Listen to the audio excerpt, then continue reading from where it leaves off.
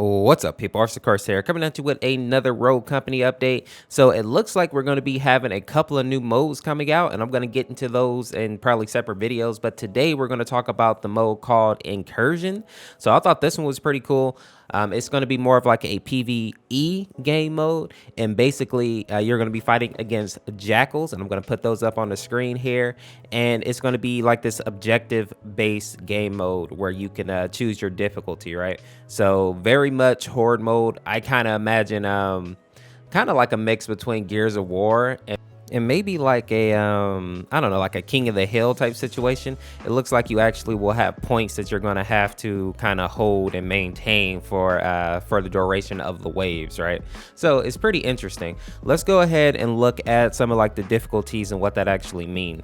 So it looks like there's three for sure, right? The easy, medium, and hard. And basically what this means is that the higher up you go, the better the AI gets, which is pretty self-explanatory. I mean, that makes sense. If you pick hard, obviously the AI is going to be really good. They're going to probably be playing like real people.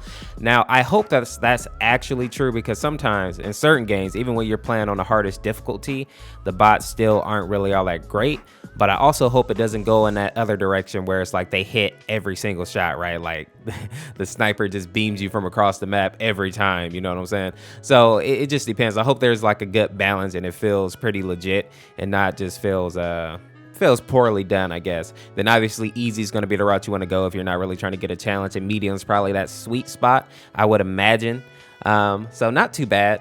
And if we look over here at the objective stuff that was kind of dropped, we can kind of see the objectives here and what you have to do and how many waves you have here. So obviously, like I said, you have to hold these points, but it also kind of talks about how many wave is going to be on each point. So like for A, it looks like we have 5 waves of enemies, and B, we have 6 waves, and then C, it looks like we have 7 waves of enemies.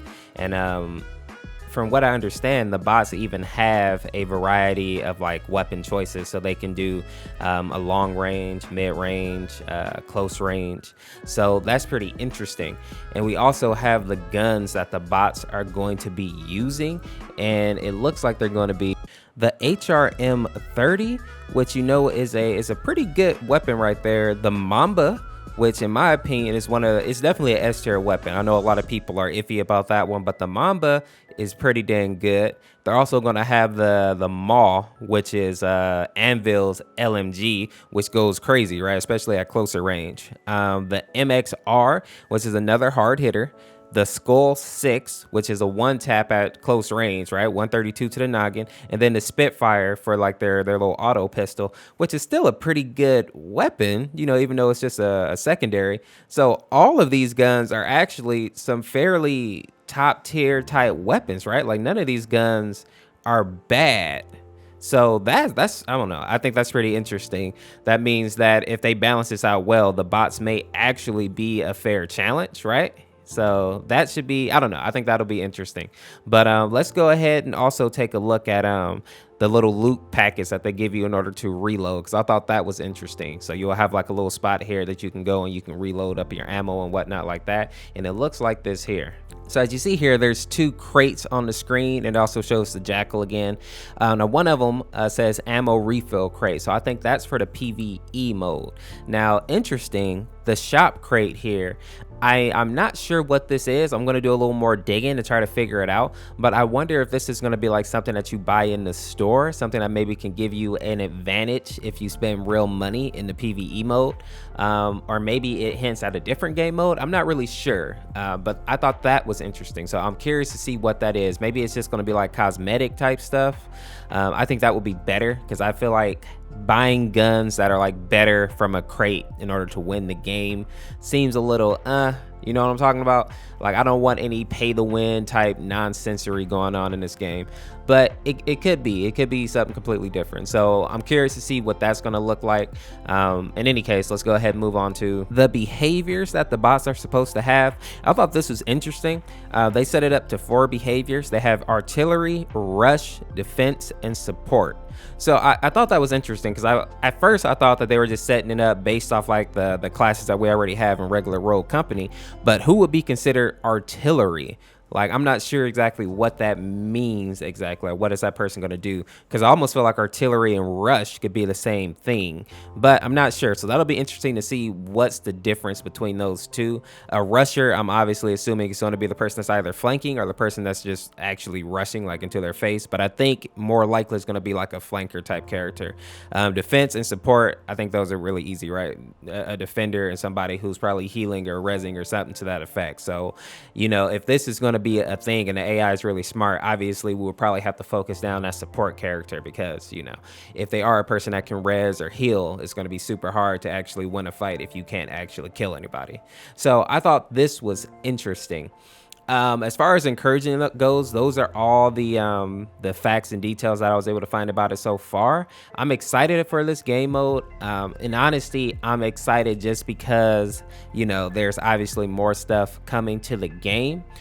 Put down in the comment section, what do you think about this game mode? Are you excited for it? Do you think this is going to be something that will help the game, or do you think like a PvE mode is going to like hurt the game in some way? Also, in case you don't know, there's also talks and some files about like a battle royale mode, and I think there was one more mode that I saw in there.